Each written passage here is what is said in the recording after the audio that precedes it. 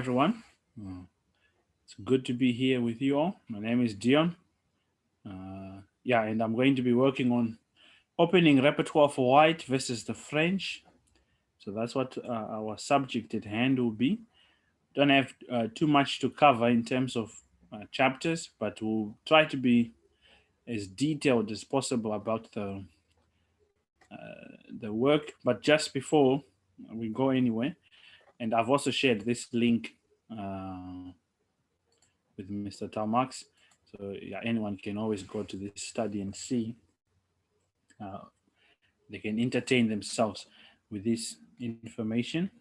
So yeah, just one thing. I don't know. Yeah, I don't want this to be here.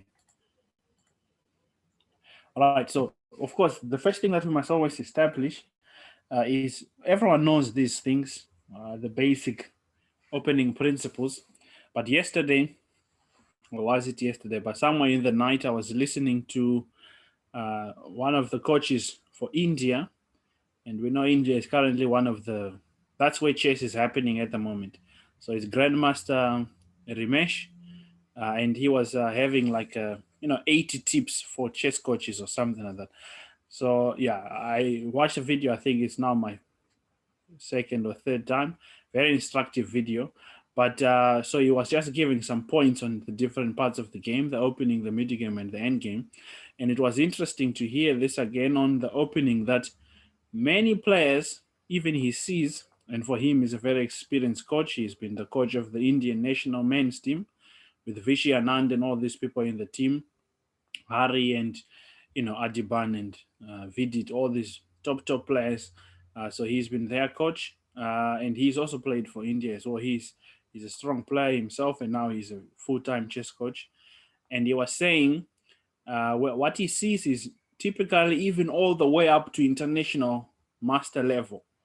He notices that people still make basic mistakes in the opening, just not knowing development, or at least not following the rule of development, and which is quite shocking to me, anyways. But I have seen it in my own experience when I play, particularly online, anyways. Even when you play people who are even 2-3, 2-4, 2-5, you are even surprised sometimes how easily you get an advantage in the opening without even trying to do anything special. So one thing that is extremely important is always to, because we all know these things, but it's, knowing things doesn't really always help. It's more you putting it in practice and doing it. And these are some of the basics that already everyone is familiar with. The number one thing in the opening, of course, remains this: we need to develop pieces. That's the number one thing. We need to get our pieces out. And every move, this is something that I read in a book by Akiba Rubinstein, that there are two things that you must always keep in mind when you make a move in the opening. The number one thing is this: how does the move control the center, and how does the move develop a piece? So for instance, I'll make a silly move in this position. Say black plays here. If white plays h4, and okay, even without the opening book telling us, no games are found, so there's no surprise there, but I'll put it away for now. This move, already we can say objectively it is a bad move on these two reasons alone. The move is not controlling the center whatsoever, and it doesn't really help with development. The piece it is allowing to develop is not an important piece in this position. The rook has no prospects coming out through the h file. So already we can say this move is a terrible move without any arguments about I like this move, harry the h pawn and all of that nonsense. The move is bad, and already it gives black a serious advantage. Black is simply equalized, and already he is going to be pushing with these typical ideas of queen b6, and white is already worse here, uh, only after 5 moves. There's a local coach here, Mr. Ruben Salimu. He did a research on games, and he discovered that usually in the first 10 moves, particularly at club level, which is usually what we are playing at, anything less than 2300 is club level. maybe even less than 24. But yeah, he looked at some games, and the statistics he found was players are usually lost already after 10 moves. Someone has already made a serious mistake in the opening that already they are lost after 10 moves. So it is extremely important to pay attention when you play the opening. Very important. And two things must always be in the forefront. How does this move help me to control the center, and how does it develop a piece? Those are the bedrock of the opening, if you will, and they will never change. Development and controlling the center, and of course, king safety. Right. So this is important. And also, one mistake that many players make in the opening is trying to start an attack in the opening. This is a big error that allows many players, particularly beginner players, to lose many games. They'll probably win 1% of their games and lose 99% of their games because they want to start some dubious attack or some dubious trap that never works anyways if they play someone who knows how to defend. So it is a mistake to start attacking in the opening, a big mistake. And even players who are 2000 or stronger than this make these mistakes of just trying to, it's because the players typically like, oh no, I know this already. But when you observe their opening play, it's always careless mistakes in breaking fundamental rules in the opening, which if we, all of this theory that we'll look at and maybe the explanations, the plans, and the strategy behind this opening will be useless if you actually don't respect the importance of always following basic opening principles. In fact, that is what Grandmaster Ramesh was saying, that usually with beginner players especially, it's not useful to teach them opening theory. It's much better to keep emphasizing the opening principles. But of course, we know this is an advanced class. But we are looking at what the highest rated player should be reaching, at least 1800, or maybe, yeah, at least about 1800. Or okay, we might have a 1900. But in general, at club level, this is what usually happens. Players get a big advantage and they make a mess of it because they spend so much time trying to play fancy openings and breaking rules and trying to just find a new cool move. But they end up losing many games, and they can't explain why they are losing their games. But yeah, it's simply rooted in this breaking basic opening principles. And this is one thing that I would like to really emphasize on. Always remember the opening is the preparation stage of the whole chess game, because chess is not separate.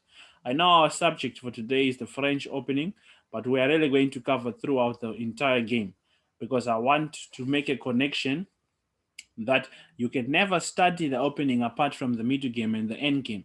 You must always remember that the opening is a preparation stage for the end game. So you play with care. You won't play carelessly. Former world chess champion Capablanca said, if you want to become a strong chess player, study the end game. Why did he say this? Because when you realize that every time you play someone of decent strength, so we are talking with advanced players here, playing against a 15, 1600, you are not really going to be checkmating them after 5 moves. So typically that game is going to end up going to the end game. So remember that.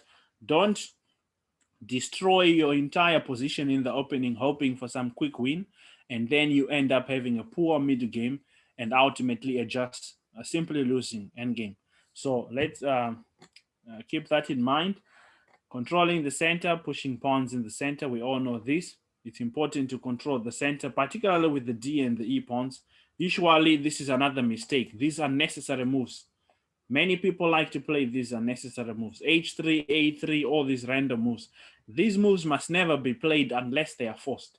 Unless the opponent forces us to make this move before he pins or before he jumps with his piece there, we need to make them. But they should not, because this is one thing I see also in games, and really, particularly at club level, even with advanced players, just randomly moving the pawn on A3 or H3, wasting an entire move.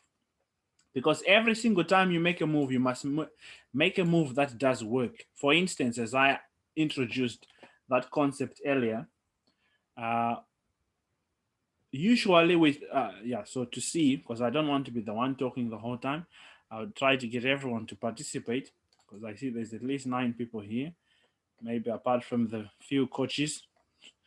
There's a lot of coaches here, but any case, everyone will get a chance to participate.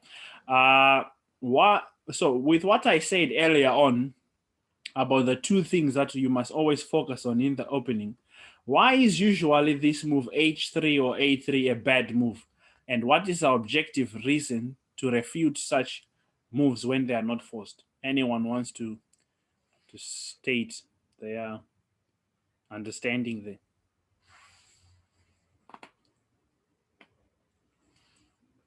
So I hope the question is clear. So why is such a move in the opening? Of course, not in this position. I'll just make some diagram. Say here, and after, okay, so after c3, knight here, and then white just plays h3. So why is usually such a move a bad move?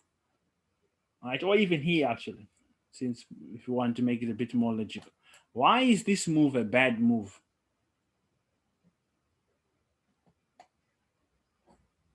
Yeah, anyone can unmute and say something, or I'll pick someone from the names here.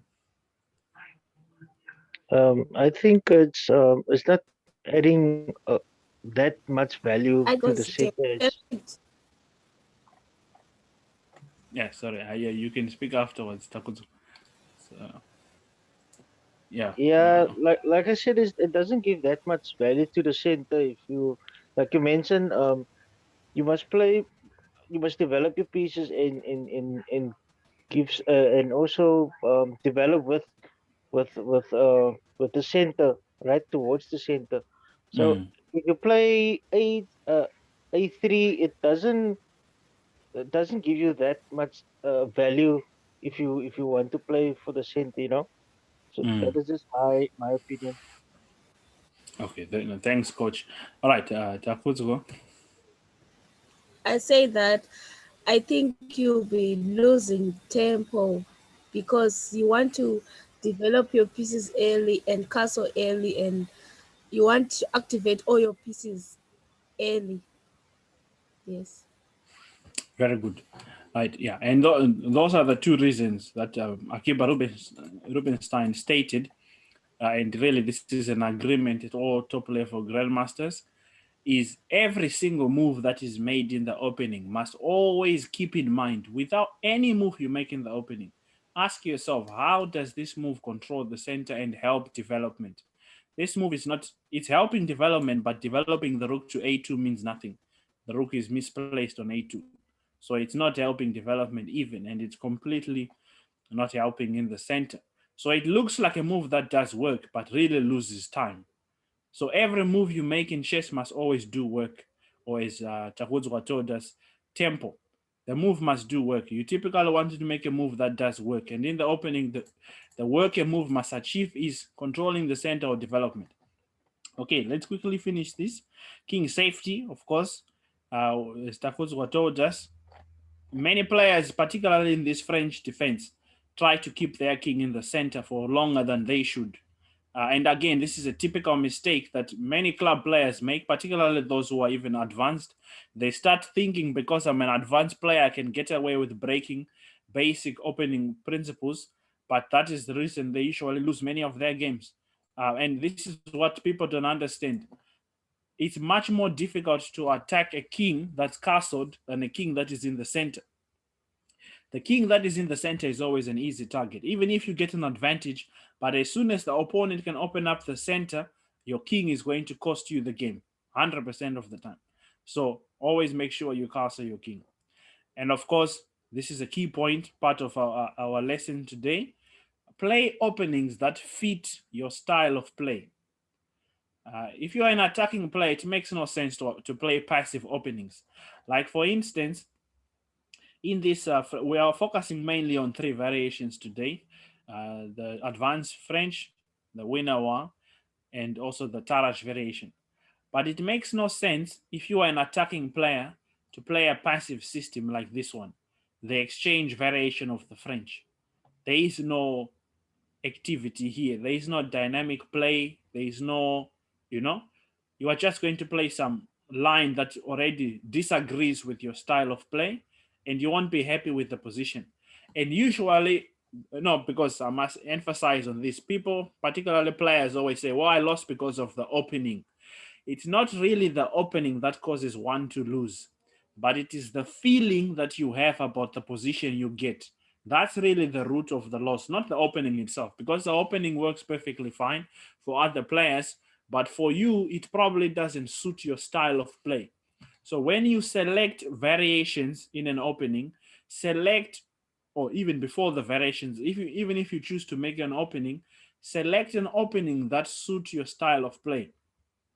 And even now, when you have chosen, say, e4, and you are preparing against the French, choose an opening or variation that suits your style of play. Like I'm showing in the diagram here, it makes no sense for me to play this exchange variation, which just is a dry position. Of course, when you prepare, as I have sent the links to Mr. Talmax, there's a whole video series that will go in detail about the French for white and black and give different ideas. There are plans here that white can try something, but usually it's a draw. I mean, we can check at the highest level, the games are very equal. So this is the master database, and white is not really proving anything. 3,000 times, 55% draws. Any other moves, the draws even increase, So it will make no sense if you're an attacking player to prepare this and you want to go and win the tournament, or to play better chess than the opponent and make problems with the white pieces. So play openings that fit your style of play. And of course, this is another point that we'll cover more in detail as we're going through the games. When you have chosen a main line or variation of the openings, like here we're covering three that are here in this is the one variation, the winner one, and then this is the other variation, the advanced variation. So that's the second variation, and then this is the third variation, the Tarash. The Tarash variation. So when you have chosen these three variations, the idea to really make you understand the opening is try to find 330 to 100 games, but really 20 games is enough at least, because you want to start small. And in each of the main lines, so in the winner variation of the French defense, the Taraj variation, as well as the advanced variation of the opening we are at hand. So played by grandmasters, usually anything over 2,500, but really it's recommended to look for 2,600 plus games, because these people live to prepare openings. Really good opening theory is good practice by top players. All the opening theory we get it from the games that Magnus Carlsen is playing against Nakamura, games Caruana versus Wesley So. So good opening theory is good practice by the top players in the world. So that's why you want to follow their games, because they devote 80% of their chess time to opening theory, which should be the other way around for us anyways. People who are less than 2,300 to spend 80% practicing and 20% theory, but for them it's the other way around, because that's the real area that they can surprise their opponents and try to get some small advantage. So find games like that, 20 games by strong players, and the key thing you want to do is try to play through the games for the first time. Just play through them quickly, right? Say for instance we find this game by Nimzovich, without really analyzing anything specifically. You are just trying to flip through the game and seeing what happened in this game, right? That's what you'll be doing for the first 20 games. And after you have done that, now the second process would be try now to understand the reason why the move is played and what are the ideas behind it. Right? So we start from here. Already we can start from move one, in fact. We want to understand why is black playing e6. So the idea in the French defense is black is preparing to counter in the center.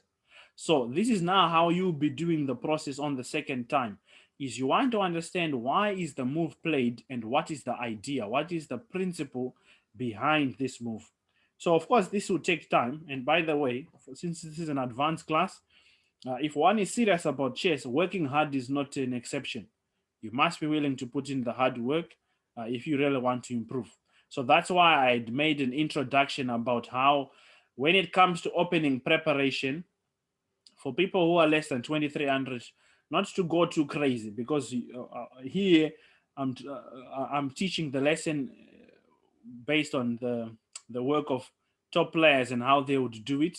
But we can all agree such strenuous work can take a lot of time.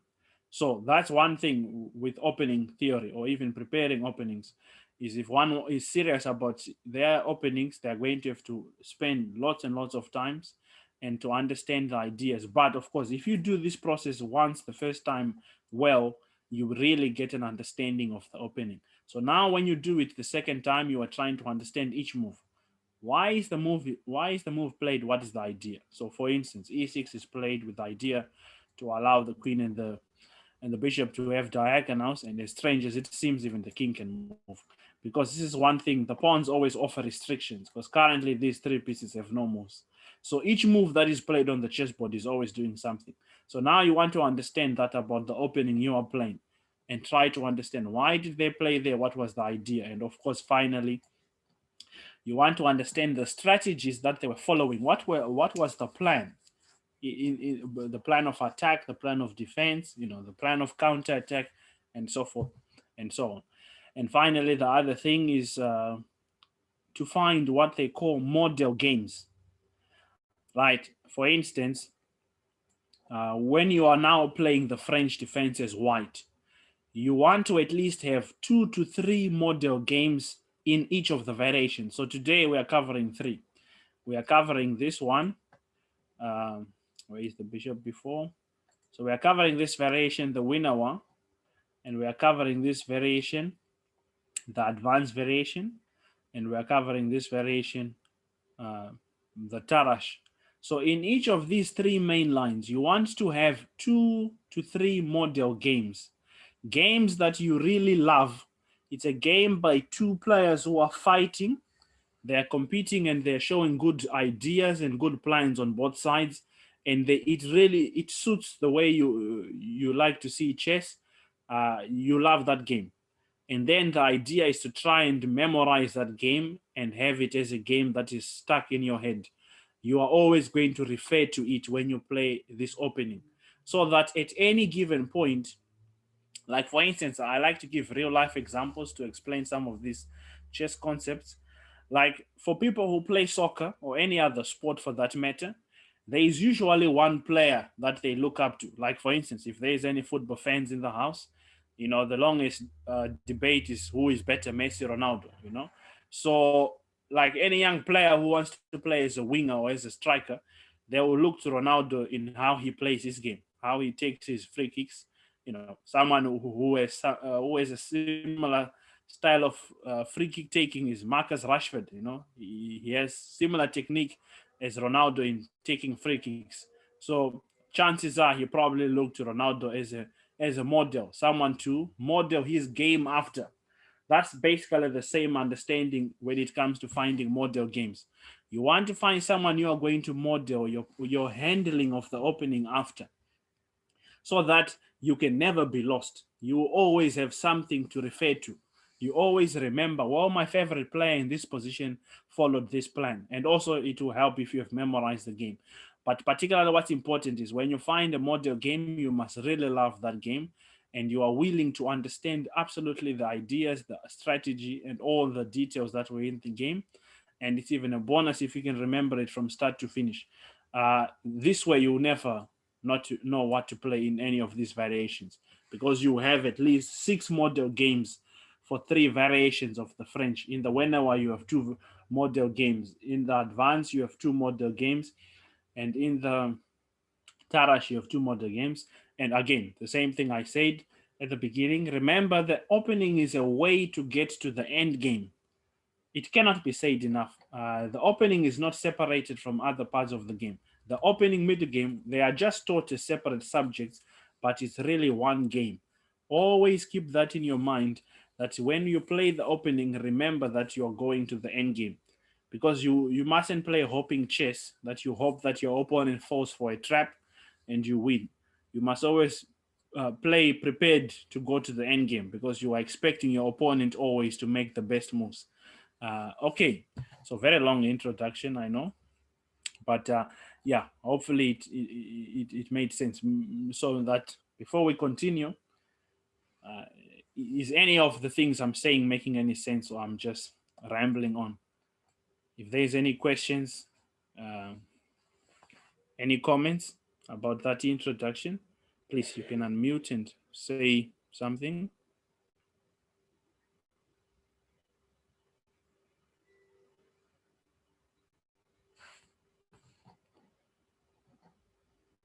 Okay, if no one is willing to come up, I'll ask a specific question. Did anyone understand what I wanted to illustrate by finding a model game?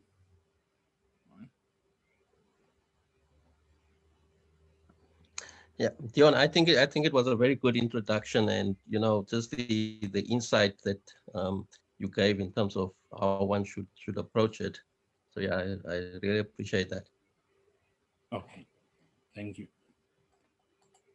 Okay, so now let's. I think if there's anything else, if there's any question, particularly about the model game, I want to know if it was clear, and other than that, we can continue. Or even the other things I was saying. I know some of these things already, we know it. It's not new information. But yeah, just to make sure we do it anyways is always important. This way, yeah, repetition is the only way to become a master. So, okay, let's begin. So these are the variations we'll focus on today. The winner was bishop to b4 against knight c3. So many grandmasters prefer knight c3 as the main move here in this position. This is the main line of the French, knight to c3, and the Wenawa is one of the most fighting openings that black can try. And yeah, so I'll give just some background and some information that is necessary to know about this. So the opening, first of all, requires a lot of understanding in terms of theory. There is a lot of theoretical ideas here that have been tried. So this one, if you want to play with the white pieces against the Wenawa, you're going to have to at least commit some time to learning quite a bit of the theory in these positions. And the main plan is this. White is usually responding with e5. This is the main line. e5, c5, a3. So before we get to the whole mainline stuff, Black's main plan, because we must understand the ideas behind this move. Black's main plan is that he wants to give white a weakness here on c3, where white is going to have doubled pawns, which gives white a weak pawn structure. And that's another thing I didn't mention in that introduction, is please always keep in mind the pawn structure you are getting out of the opening. Because as I was saying, every opening is a road to the end game. So this is one thing that top players don't like to do. They don't like to weaken their pawn structure, particularly in the opening. That's an especially important thing to keep in mind, is avoid unnecessary structural weaknesses in the opening, because in the long term, you will suffer because of them. So this is the one idea black has to counter-attack white's center by weakening these pawns. But also, white is not too sad about this because he's going to get the two bishop advantage, right? Which is a positional advantage that the first world champion William Stein stated that the two bishops gives the person who has them an advantage, and it is still remains like that today. So when the position is open enough and is favorable, the two bishops gives white some compensation for his weakness. Because we must always understand in chess, we can't always have it our way. The opponent will always have, whenever we make a move, we are conceding some chances, but we are gaining something. So for every advantage, we are giving up something else. So this is really the main argument here with black.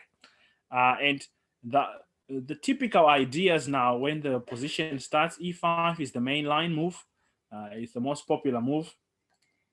here Lichess will help us. You know, Lichess is a very useful site, particularly for this with the opening book. They're showing games by 2200 plus players, masters, until your Carlsen's in that. So it's played many times. 21,000 times is quite a lot. So that's the very main move here, and this is the main move for white to fight for an advantage.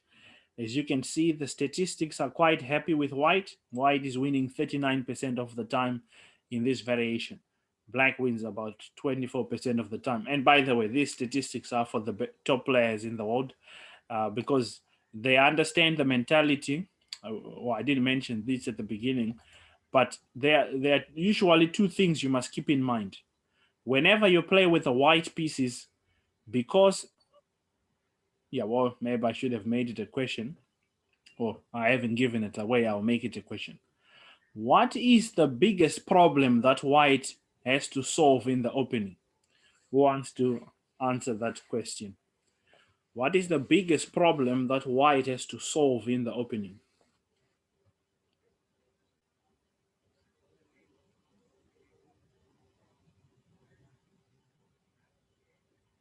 And this is not just in this opening, by the way, in all openings that white plays.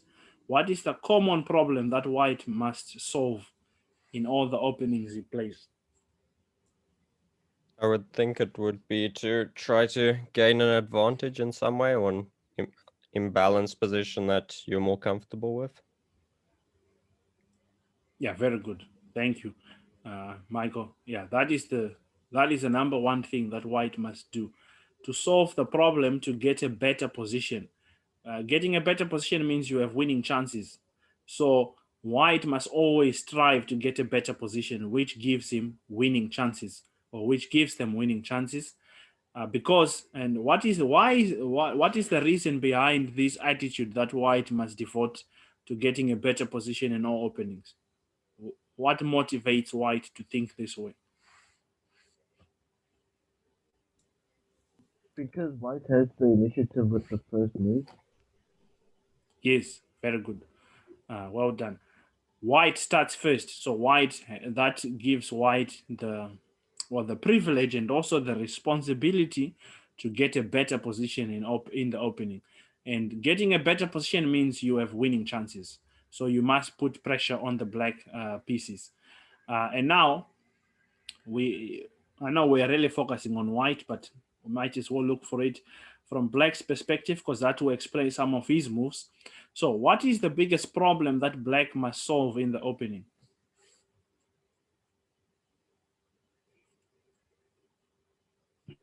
To equalize the position. Exactly, very good. To equalize the position, because black plays is always a move behind. Now, what does it mean to equalize the position?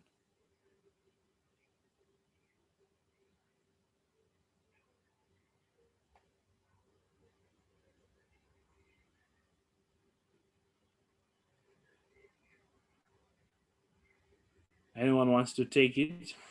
What does it mean to equalize the position?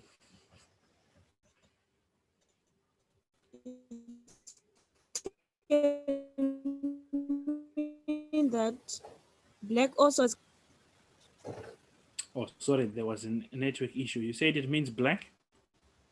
black has got a chance to have an advantage as well, to attack also, not just to defend.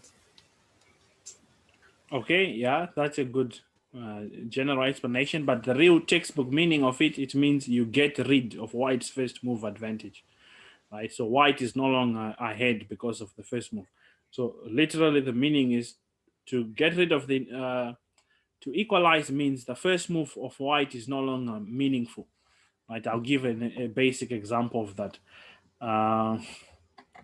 Because white has a first move advantage. So if white plays e3, mouse sleep, in these COVID times, white now plays e4. So we have achieved the same position that white would have achieved after playing one move. But because white made a mouse slip and went to e3 and now went to e4, black already has equalized the position. Okay, let's see. Who Who believes that black has equalized this position? And why?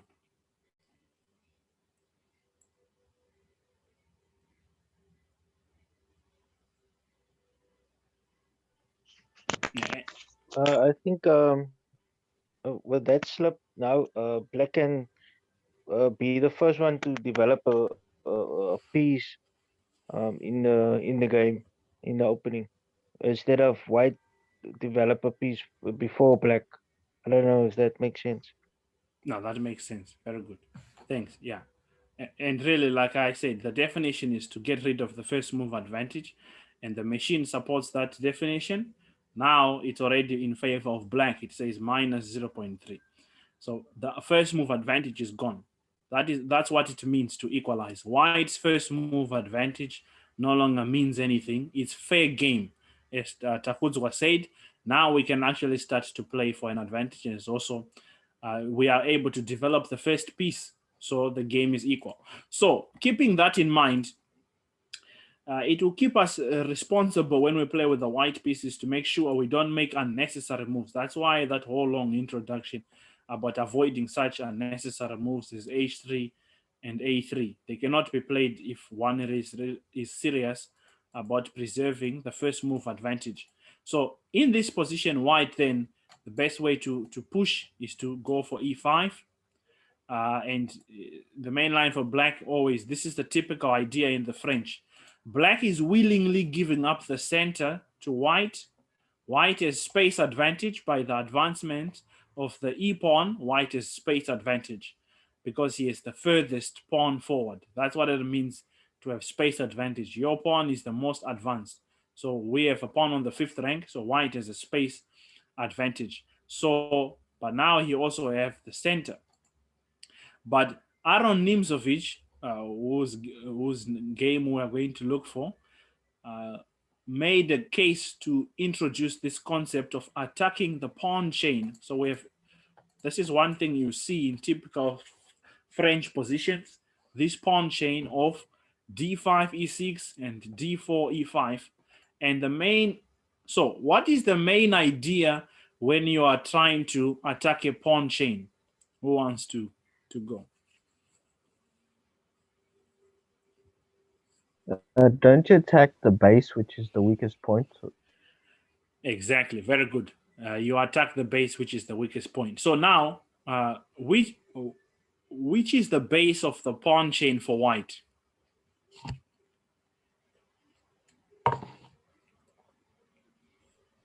D4 pawn. It's the d4 pawn. So many of the French defense systems will focus on black attacking that d4 pawn. But now here's an interesting one. Which is the base for black's pawn chain?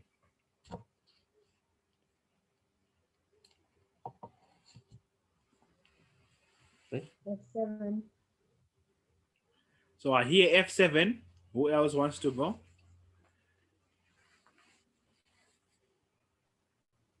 Is E6? Yes, it is e6. Yeah, f7 would be there, but the chain is really, these two pawns have made a move.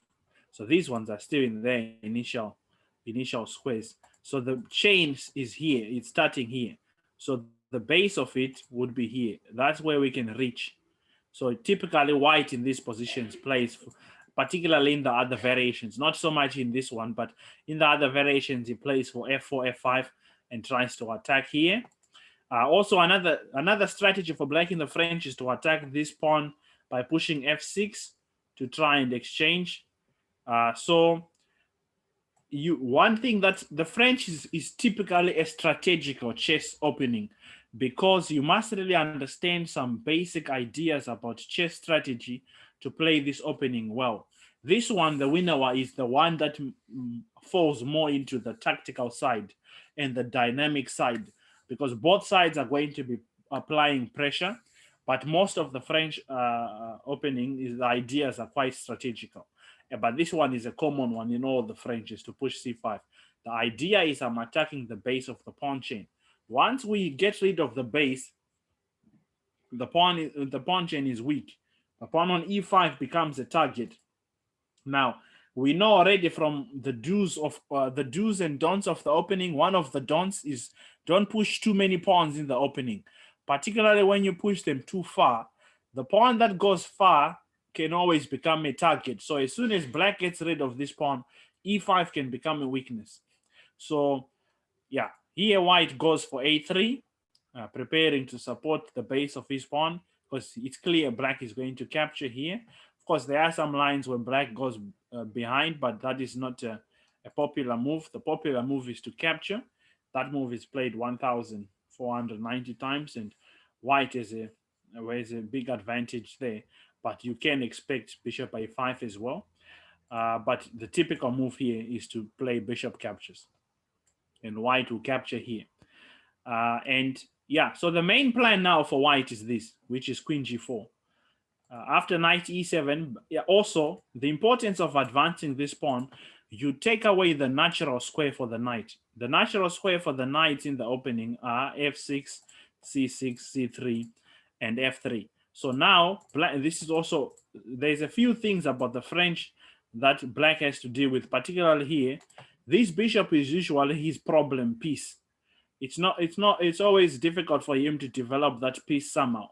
So most of his strategy will be, how can I get rid of my bad piece? So in this opening particularly, black would try to play b6 and play bishop a6 to exchange his bad bishop for a good bishop. Now, why is the c8 bishop called a bad bishop? What is the definition of a bad bishop? Bad bishop is when it's the same color as the squares that your pawns are on. Okay, yeah, that's a good one. But really, when the central pawns are on the same color. So the pawns can be on the same color as your bishop, but if the central pawn, particularly these ones, are on the same color as the bishop, it is a bad bishop. And this is the biggest problem black faces in most of the French defense. That's why I was saying earlier on, I know we're not covering it, but I know this is a popular for us local players, the exchange variation. I see it too many times, particularly this. Now, why is this move not doesn't achieve that problem we spoke that white has to solve?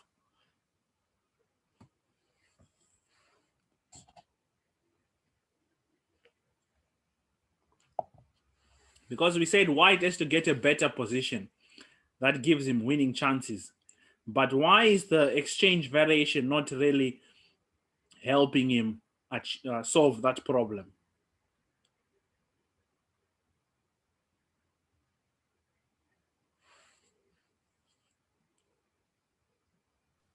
It doesn't Anyone? give the game. It doesn't give the game that complexity. Maybe. Yeah, exactly. There's no complexity for black, and also what black's biggest problem has been solved already. This bishop can move. So black has less problems. He can develop easily without any issues. By the way, it is always extremely important to remember this. One of the goals in the opening is to stop your opponent from developing easily. If your opponent can develop easily, you have not done anything in the opening. Right? The opening is too easy. Okay, so because of time, we'll go a little bit quicker on the ideas. So yeah, the plans is after this, the main move is queen g4. So this side is where black is going to be attacked. Because of white's advanced pawn, our attack is going to be on the king side. And black has a few moves here. King f8 already is an uncomfortable move by black, but it invites an attack. And queen c7 is the main move because of this. So black will gambit a pawn in hopes of counterplay.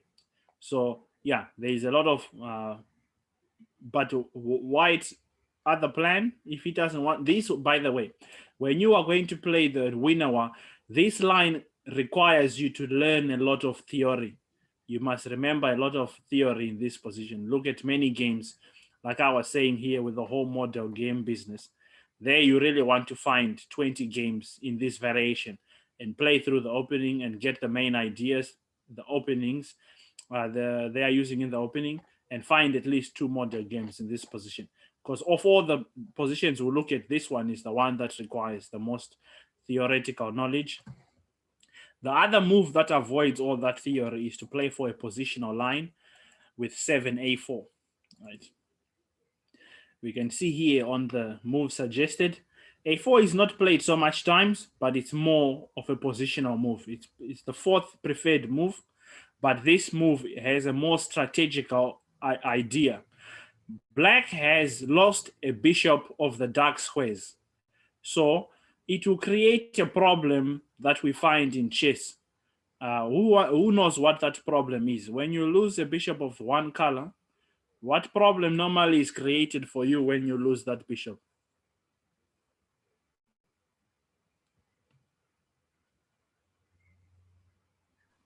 Weaknesses on the dark squares. Yes, so the dark square weaknesses, and white's plan is basically based on that. Because of the weak squares, the black squares, they can't be defended by the bishop or challenged by the bishop now. We are going to plan to play a4 with the idea of bishop a3 and make some positional pressure here. So that's also another line you can look to play if you don't want to remember the theoretical lines that are required for this one. But okay, and then e5 with the typical idea, the advanced variation, stopping the opponent's knight from going to its natural squares. So black's king side is going to be a little bit uncomfortable for him to develop somehow, because the knight has to go through here to actually find some play, right? So typically the ideas in the advanced variation is to play c5, challenge the base of the pawns, and f6, just to black will make an assault against the center, and that's his main plan here. And yeah, so for white, the problem in the advanced variation is white is usually behind in development, and because he has moved too many pawns in the opening. So typically what you find in the advanced variation is white actually in some lines has to give up the pawn, right? He has to make a gambit. So after this, there's c3 is the main move here. And black will play for this quick plan always. Knight c6, queen b6, put pressure there. And usually the idea is here to even give up the pawn. After bishop d7, bishop e2, and some lines where you gambit the pawn is bishop d3. I think Korchnoi like to play this idea. But yeah, at the top level, it's actually out of favor at the moment because it's giving black winning chances with quite some depth. So usually when you play here, this advanced variation, you must be prepared to make some awkward development moves, particularly with this knight, because it's going, if it goes here, it always blocks the bishop. The queen side development is not comfortable. So yeah, but the line nevertheless is this one is less popular at the highest level. Of the three we're looking at, this advanced is not very popular. It's mainly popular at club level, but at master level, it's not very popular. As you can see, even with the games that are played there's not many games played at the master level because of this issue. White has to find some creative way to develop because he's lost a few moves. But nevertheless, the line at least is quite strategical, doesn't demand for you to remember a lot of lines. But yeah, you must just keep in mind that whole thing with development. And yeah, the other one, the Tarash. So the Tarash sidesteps a few things. So it gets rid of this bishop b4 pin, which gives us doubled pawns. So that's the idea behind it. Also, it supports the center. But the one issue is if the knight is not here, the main plan for black is to counterattack in the center. Because now, what is the biggest difference between this move and the move on c3? Who wants to give a good judgment of these two moves?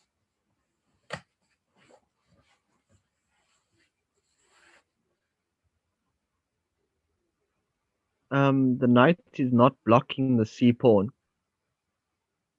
Okay. But the knight blocks the black bishop. So I Yeah. think there's like a up and there's a down of that move. Mm. No, very true. And that's one of the reasons is the knight actually, particularly in the Tarash anyways, this knight is always, it can become a problem piece because it's never clear where to put it in some lines. It can't go here because it takes away the square for the king side knight. And here is not a favorable square because it won't have squares to jump, because one of the ideas is black can even at some point play b6, because usually when a knight goes here or goes here or goes here, you usually just push the pawn that is nearest to it to stop it from jumping forward. So this knight can become of an issue, but at least this one is favorable because it is easy to remember. There's not many lines that you really need to know. This one is one of the most common positions. It falls into other similar systems like the classical French where you play f4, and this one is a very popular line. This one you need to learn a little bit of theory in it, but black usually counterattacks in the center in this one, because really this pawn, I thought someone would see it, but the pawn on d4 is not defended anymore than when it is on c3. So the center is less protected when the knight goes here. So one of the plans for black is to counterattack immediately. So, and it's the most popular move at the highest level is c5, and knight f6 also is played. But the Tarash is popular at the high level. It's played, as you can see already by the numbers, 12,000 compared to the other one, the advance, which was in the lower 3,000s or even less than that. But this one, because the plans are quite simple for white, they're ideas to follow. And yeah, here you are usually looking at this. So black usually gets a weak pawn in this opening. You can the IQP, so you need to know some positions, the mid game plans. Like I said, we're not just learning openings and forgetting the other parts.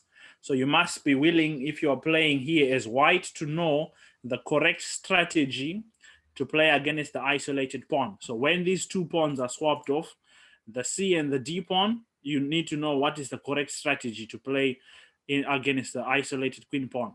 So who would like to tell me, or to tell the group really, what is the correct strategy when you play against the isolated queen's pawn?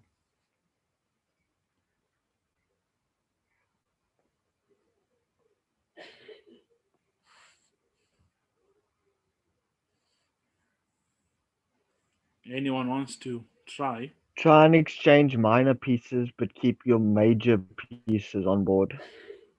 Very good. Sorry, who said that? Rowan. Okay, well done, Rowan. Yes, that is the typical idea, is when there's an isolated pawn, you want to exchange minor pieces and keep major pieces, because in the end game, this pawn can become a weakness. So you can keep this in mind for those who love end games, right? How many they love to play end games, and raise a hand or something. The end game fans, if you want to play something that leads you to an end game, you can play this variation, right? So yeah, okay. Now I think we've at least covered. I hope at least we've covered in some detail the ideas behind the openings and the general things to expect. Also, you don't really have to remember a lot of theory in these lines. It's not a lot of theory. It's just a lot of plans and to understand some basic position. But this is for all three variations. Please, cannot say it enough.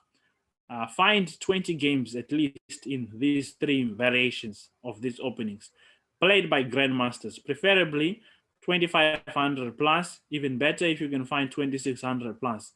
And first time play through the games quickly, just get a feel of the position, and then the second time really try to understand each move. Why is the move played and what is the idea behind it? And in this position, black sometimes plays for queen captures, because who wants to tell me why is black playing this move and what is the idea behind it?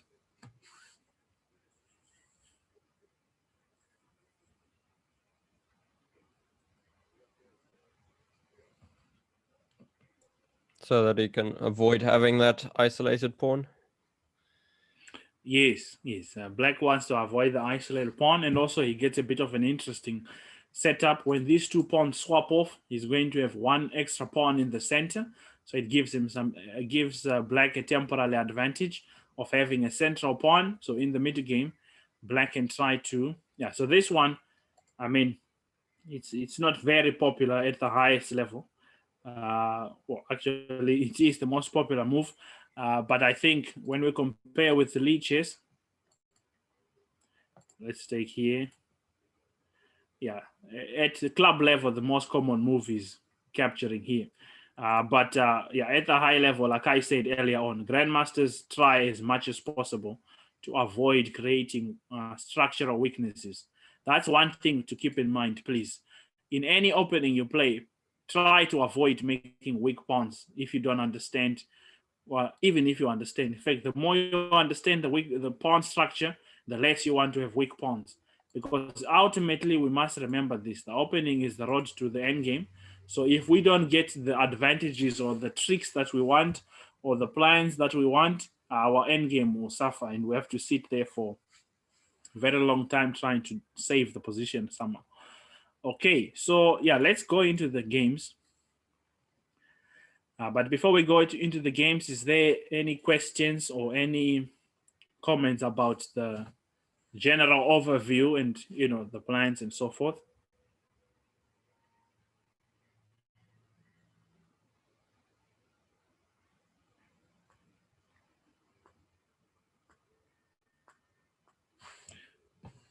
Okay, I don't hear anything, so everyone is happy.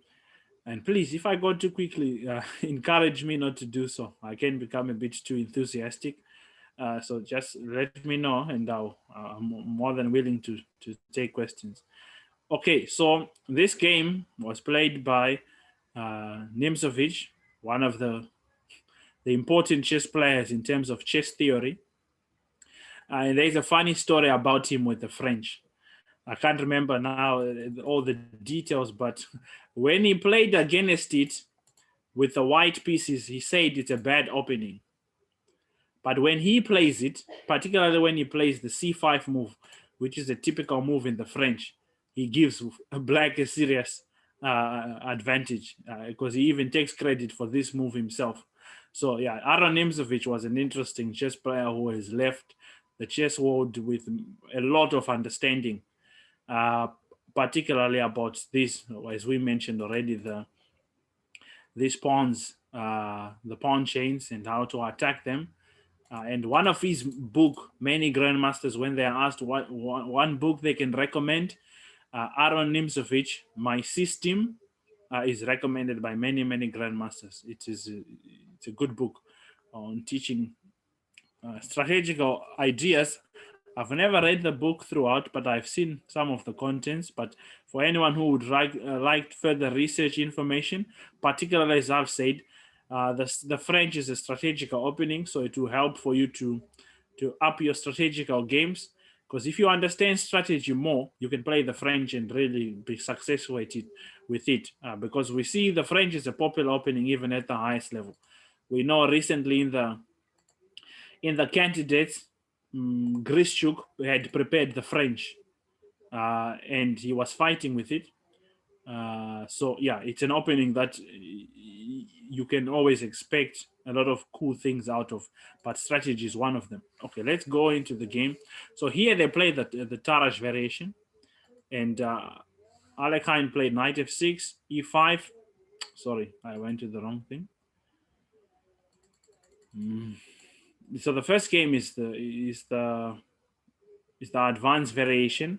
So black immediately challenges the pawn chain. And here, the capture was played. Now this pawn will become a weakness, but there's a cool thing that I learned actually about this opening that's interesting, is when this position, when this structure in the center remains like this, if black can keep his bishop in this game, black has a better position. But if black can lose this bishop somehow, white has a better position because black will have weaknesses of the dark squares. And white's main plan is to occupy this square with this knight. So let's see what happened in this game. Just normal development. Yeah, which this is always the problem with the advances. This knight's movement takes a bit of time from black, but like I said, because the base of the pawn chain has been weakened, white has to guard this pawn with these pieces, right? Because it's not possible to join up the f pawn to e5. So the advanced variation, you can see maybe why it's not so popular at the highest level, because black at least has a simple plan. But let's see how Aron Nimzovich handled it here against the former world champion, Alexander Alekhine. Bishop goes back, and the knight is developed on the edge. What is the idea behind this move? Anyone who would like to answer? I think he wants to move his knight to b5, and then after that to d6 for that square there. It looks it looks like he can occupy that square, make his knight the outpost. Yes, very good idea, right? So the idea would be to land here or to go here, as we have said that one of these squares can become good, because of course he hasn't lost this bishop, so white still cannot claim a serious advantage because he can come back to try and defend it. But in this, if you play this opening and someone plays this structure, remember to, if there's a chance to get rid of this bishop in a favorable position, once you do that, white is a big advantage because of the dark squares that have been weakened. So of course the opponent understood the plan, he stops it. So now the knight has to be rerouted, and now the other idea is to jump there. And here they exchange the knights, because this is the problem, as I've said. Okay, let me ask a question. Why is it necessary for us to give away our bishop for this knight?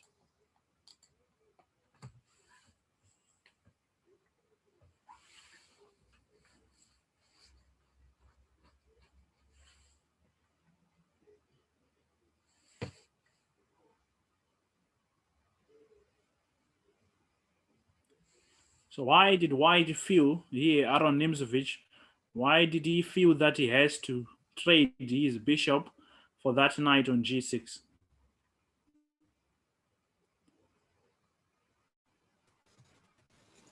I think because Egypt doesn't have enough defenders. Yes. Yeah, so yeah, that's one thing to keep in mind. Very good, Takutzwa. Thanks.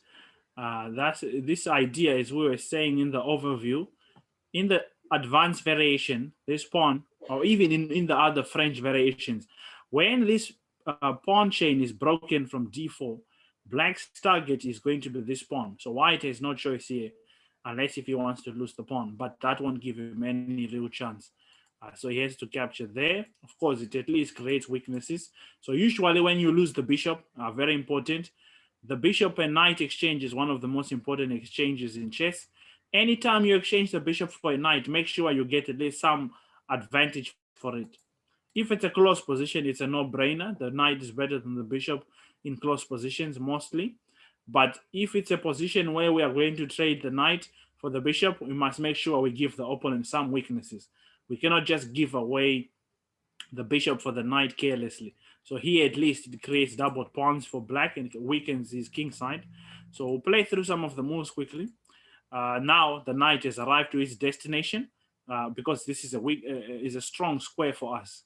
It's a weak square for the opponent, but it's a strong square for us. Why is d4 a weak square for black? Or rather, let me ask this.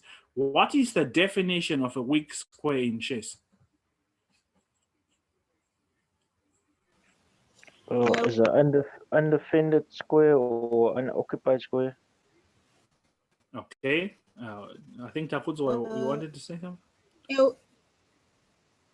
A weak square is a square that is not protected by a pawn, that cannot be protected by a pawn. Yes, very good. And that's the definition. A square that cannot be protected by a pawn is the definition of a weak square. Now, the e6 pawn is blocked by our pawn, so this is a weak square for black, but for us, we call it a strong square because we can put our knights in the center, and we know the knight wants to be on an outpost. So the knight arrives there, and yeah, no more development moves. And already black understands that this knight must be challenged, so the bishop comes back. So that's why I was saying, if you play such a position, remember in your games, if someone plays this variation of against you, if there is a way to change this bishop for this bishop, it gives white a big advantage, because there is no way to challenge the dark squares anymore. And the end game, like I said, want to teach the chess, to teach the opening with connection to the end game. The final end game position, when all these pieces come off, we are going to have an end game of a good knight versus a bad bishop, and that always gives the bad bishop a nightmare. Right. Okay. So takes, and now we see him following that strategy. Aaron Nimzovich trying to get rid of this bishop, and here Alekhine yielded and allows the trade. So now what I was saying, it has arrived, right? The final endgame position we'll have here will be the good knight versus the bad bishop. So at least white has achieved a better position. He has achieved his goal out of the opening, which is to get a better position. And here, of course, the computer supports that statement. White has a better position, right? He was favored to win this position. As we can see, it's saying white's position with just the structural advantage that white has. It's giving white, of course, the depth is still a bit low, but it's saying already white is +1, which means a pawn. The pawns are equal, but we already have an advantage close to a pawn. So black has a better advantage, has a better position here. White, sorry. So yeah, in truth, Mr. Aaron Nimzovich should have played for a win, which he did, but was somehow not able, because there are weaknesses that he has here that can be targeted, but the position favored the white pieces. Okay, we'll play through the moves a bit quickly because of time. And now the idea was, we know the base of the pawn is e6, so we try to go for it. Black doesn't castle in this game. Yeah, it's quite surprising that he was not able to win, but yeah, sometimes you won't always win a game that you have played well, because white got absolutely everything he needed.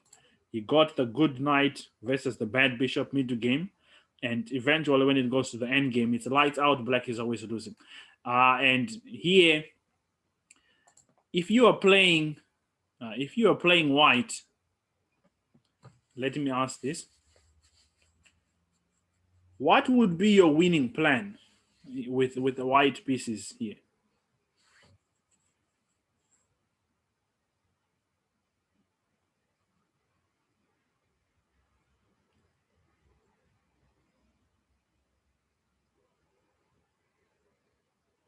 Anyone?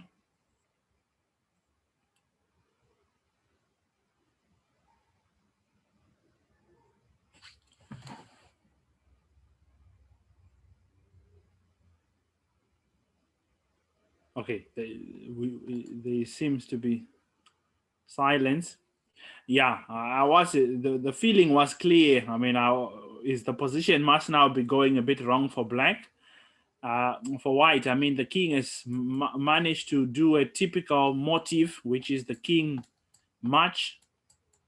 It's going to march away, and the position is always a draw.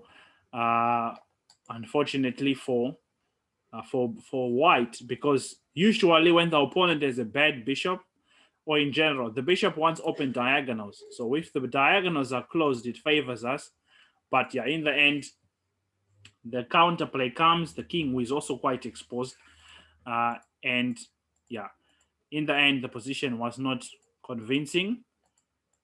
Black managed to counterplay. We have now here, the end game has arrived, the two rooks.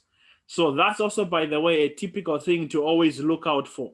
Whenever you prepare an opening, try to make sure what are the, like in this stage I was saying, to find the 20 games, play through them quickly and so forth. Try to see ideas and strategies. See what kind of endgame positions come out of the openings you play. and make sure you understand the correct way to play those endgames. So quickly, because of time, what is the typical plan in rook endings? Or what is the typical thing one must keep in mind in rook endings?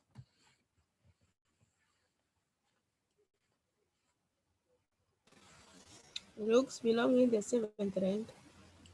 Very good. Rooks belong on 7th rank. Wonderful. Right. As well, rook must. But the key thing is activity. When you play rook endings, you need to have active rooks.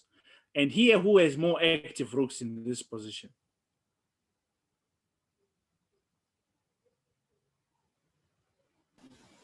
Black. Black is more active, even though white is an advantage. And now, I have said white is an advantage, which maybe some of you won't agree on, but to make sure we check that, what is the number one plan in the end game? What is the number one plan?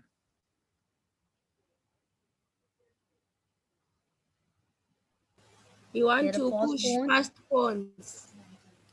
Yes, very good. To get a pass pawn, push the pass pawns, but creating a pass pawn is the number one plan in the endgame. There is nothing more important in the endgame than that.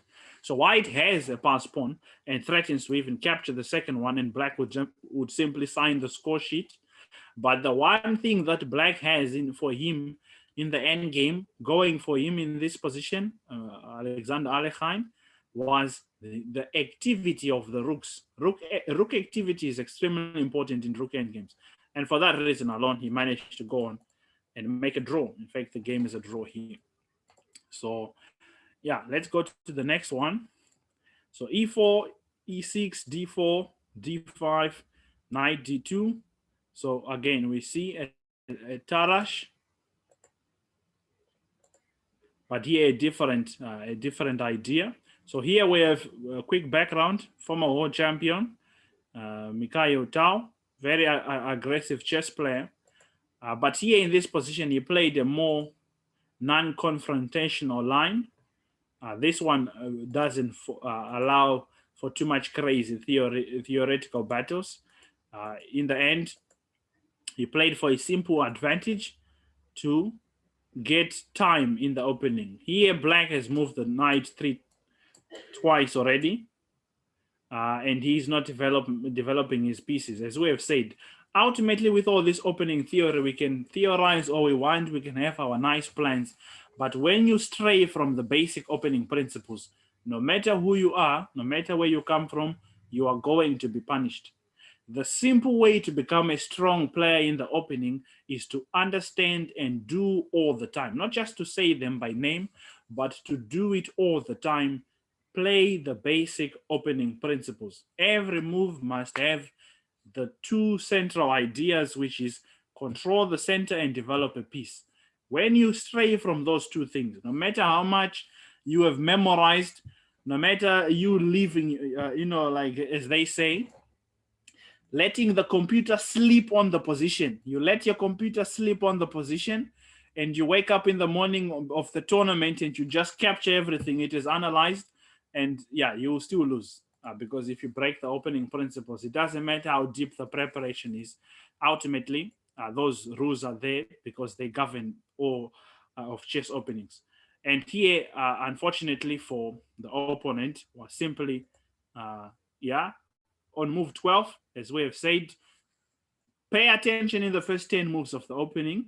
Many players make serious mistakes in those moves. Serious mistakes. The game is already giving an advantage to white. Of course, the computer here claims that it's minus 0.6, but for a human being to play a position where you cannot castle, your knight has no natural development square. Of course, it's counting material here because black is temporarily up with the pawn, but for a human being, just the feeling positionally is that you are not going to survive this. And in the actual game is what happened was, of course, they enter into some end game positions, and typically, so what is the common thread that you are seeing that normally happens in the out of the French, the openings? What kind of middle game positions do you get in the French?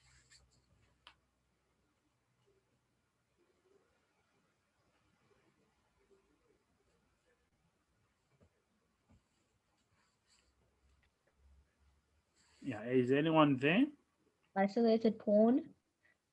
Isolated pawn, that's good. What else? What kind of piece configuration do you usually find in the mid games that come out of the opening?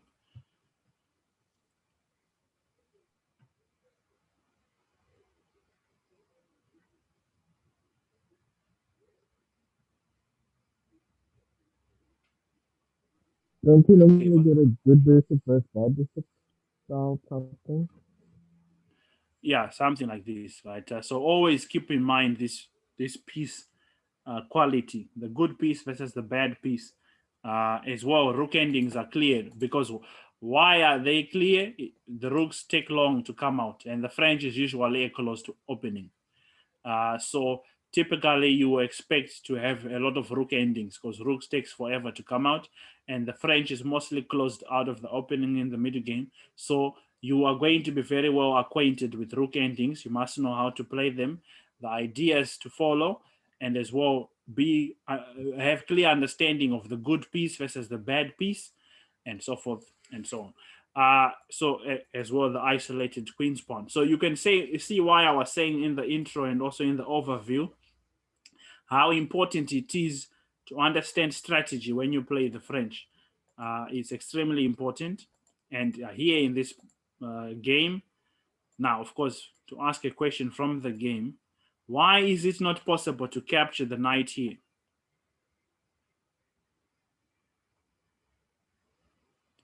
So time to calculate. Why is it not possible to capture the knight on b5?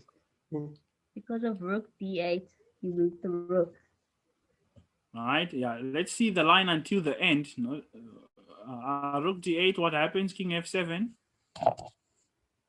And you lose the rook. Yeah, of course, I know it seems trivial, but always get in the habit of seeing or even saying the line completely. Right, say the best moves that can be played afterwards. Here, he has nothing else except king f7, and he can start to cry. Right, the game will be losing after that. So the exchange now, they're in the end game. 2 versus 2. It's a symmetrical structure, but black has 2 weak pawns. And that is the second plan in the end game. So we said earlier in the last game, the number one plan in the end game is to create a pass pawn. The second most important plan in the end game is to attack weaknesses. And those weaknesses in the end game are mainly represented by pawns. That's why I was saying earlier on, always make sure you keep good pawn structure in the opening, in the middle game. Avoid unnecessary weaknesses because they will be your undoing in the end game. And when players of equal strength play against each other, the game typically goes to the end game. So for those that want to play this French defense, particularly these lines, a lot of work in the end game will be needed, particularly understanding also some typical mid game plans and ideas, good knight versus bad bishop, or the pieces, the good piece and the bad piece, as well as weaknesses and so forth. So for nothing else, you improve your chess entirely by just studying the opening, but trying to understand the kind of position that arises. This is the correct way to study the opening, not just to memorize and become a thumper of the opening and name all the different lines. You must understand the positions and have all the necessary ideas. But because of time, we won't be able to play through the whole game, or at least explaining everything. Just move a bit quicker. In the end, the weaknesses were telling. And what also the third most important plan in the end game is king activity. So king must always be active because a direct mating attack cannot be played against the king in the end game. There's 2 little pieces. And by the way, this is just a bonus tip. Many players play poorly in the end game. It's like they've been substituted. When you play them in the opening and the middle game, they are amazing. But when it reaches the end game, it's like there's a substitute player that's playing now. Because many people are very lazy and they don't like to study the end game.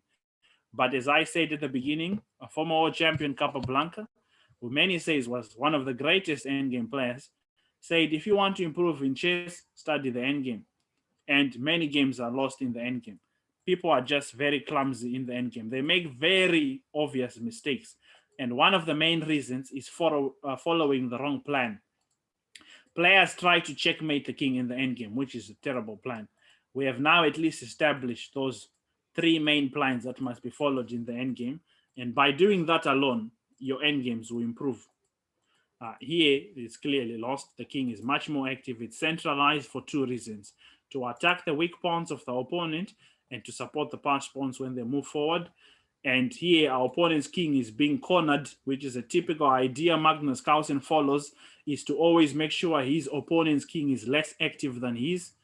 And yeah, in the end, Mikhail Tao managed to win. The opponent resigns. Right, and this is funny because Tao is usually an attacking player, but we can see even one of the most attacking players in the history of the game could play a strategical game and win with a clean end game. He's up a pawn, he resigns. He has followed all the basic plans. Create a pass pawn, king is active, and now the pawns, the knight is terrible against the pawns that are near the edges of the board, and this king must join in at some point. And yeah, we'll just collect these weak pawns with our king, and the opponent can start to cry. So he resigned. He didn't want to continue there. And then the last position, we look again by former world champion Mikhail Tao and former world champion Botvinnik. So this time they play the winner or variation. So it's no surprise Botvinnik played this because he was one of the most analytical chess players of his time. He was very big into analysis and preparation. So as I have said earlier on, the winner requires a lot of preparation and a lot of understanding. So yeah, it's not a surprise there. So they play the main line, of course, and this is the line we looked for. And Tao played the most aggressive system to give white a better position. And here f5 is another line that can be played. Black didn't want to give up the pass pawn, but now in the main line move that's popular nowadays is knight e7, sacrificing the pawn altogether, because the idea is after this capture, there's a lot of theory here. You are advised to go and look more in detail, satisfy yourself on this theory. There's a lot of things, so you can really learn a lot of, again, the purpose of analyzing 20 games in each line. You see the main ideas in this position. It's been played about 1,000 times, not a very popular line. One of the top games here suggested by leeches. This is, by the way, the easiest way to achieve this 20 games. If you don't want to go on chessgames.com and get databases games or so forth, you can just do it with some of the games that pop up here. But yeah, like I said, to improve in these positions, hard work is not an exception. One must be willing to work hard. The pawn is sacrificed nevertheless. And now Black's main point with f5 is now the queen is hindered from defending the queen side. And here the king has to do the job of defending c2. That was the main difference with f5 instead of playing knight e7 first. And yeah, so as we can all see, the opening is quite crazy. White doesn't castle his king. Very sharp position. So again, this is a thing of, if your style of play suits this, if you're an attacking chess player or you are a dynamic chess player, these positions are very complicated and complex, requires a lot of calculation and a lot of hard work. So if you are happy with these positions, then you can play them. But like I said, the other line, which is much easier for those who don't want to think the whole time or calculate the whole time, I must say, or at least remember many positions. This is a simple line. And no surprise, one of the top players who plays it, Sergei Karyakin, who's named the Minister of Defense. It's a positional line. It gives you less things to remember. So yeah, we'll just go through the game quickly. Mostly this is me just showing you the position that can arise, what to expect, and some mid games and end game plans. But yeah, the link, you have it. You can look at the game more in depth. It will help you at least achieve one of these many games of the 20 games in the variations. The only variation that I don't have here, I'm seeing, because I think I put two of the same variation. I put two of the Tarash. I should have put another one there of the, because we looked at the winner while we looked at the Tarash, and we're knight c3. So the knight c3 is the winner one, the advance. Wait, or am I getting confused? I want to make sure that we, no, yeah, it's correct. Yeah, yeah, we have looked at all the games there. So, okay, good. Yeah. So, yeah, here, the mid game is a bit crazy. There's a lot of pieces still on the board, so that always gives us complex plans.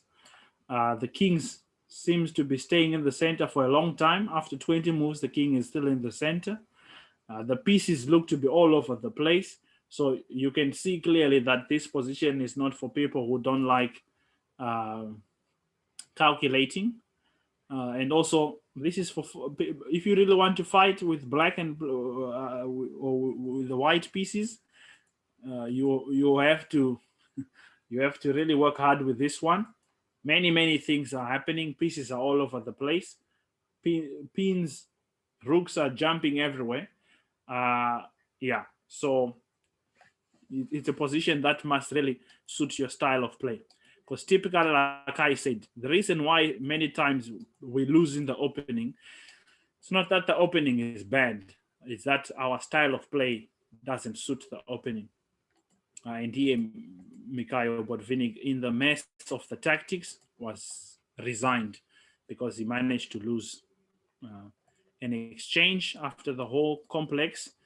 And it would have suited his style of play because he was an analytical player, but Mikhail Tao is one of the most attacking chess players to ever play the game. And in the end, he won the battle. So this one didn't actually go to a particular end game because in the end, someone just lost material.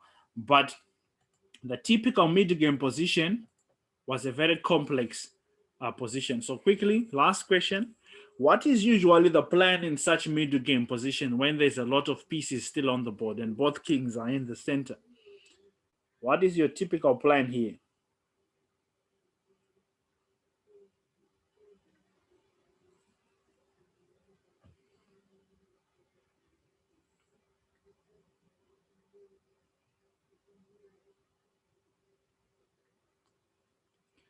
Anyone wants to take a go? What is your typical plan?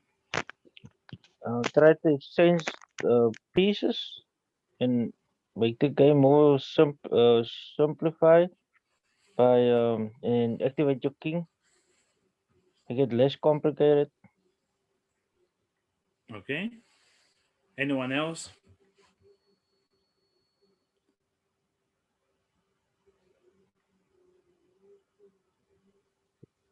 Try opening a file to the opponent's king. Yes, very good. One of the main plans when kings are in the center is to open up the center. That's usually one of the main plans. The plan to exchange pieces is good, but it's not. It's usually difficult here because actually the main plan when there's a lot of pieces and they are very active, the number one plan is restriction. You want to restrict the activity of the opponent's pieces and make sure your pieces are active, which is what Tao did here in this game. He made sure that the opponent's pieces became less and less active, chasing the bishop back. And eventually, see, the knight goes back, less active squares. He's restricting the activity of the pieces. Now, these pieces were active at some point, but now they are less active than their counterparts. And that's how he ultimately won, because he managed to active. Also, he exchanged pieces, but he forced these exchanges mainly by him activating his pieces and restricting the activity of the pieces. So, yeah, that's my time. Sorry, I went exactly on the dot, but I hope that the lesson was useful. Yeah, thank you so much. Thank you, man. Excellent. Thank you very much, Dion. The Lichess study isn't public, so if you could open that up for us, that'd be appreciated. Oh wait, I think I kept it as unlisted. Okay, I must change I that. tried to access it, Joe, and I can't. I have posted the link to it in chat as well. Okay, I'll make it public. So must I make it public? Public or unlisted should be fine. Okay. So yeah, I've made it unlisted. So yeah, Thank you very much. can access. Okay, cool. Right. Okay. Is there any questions or shall we call it there?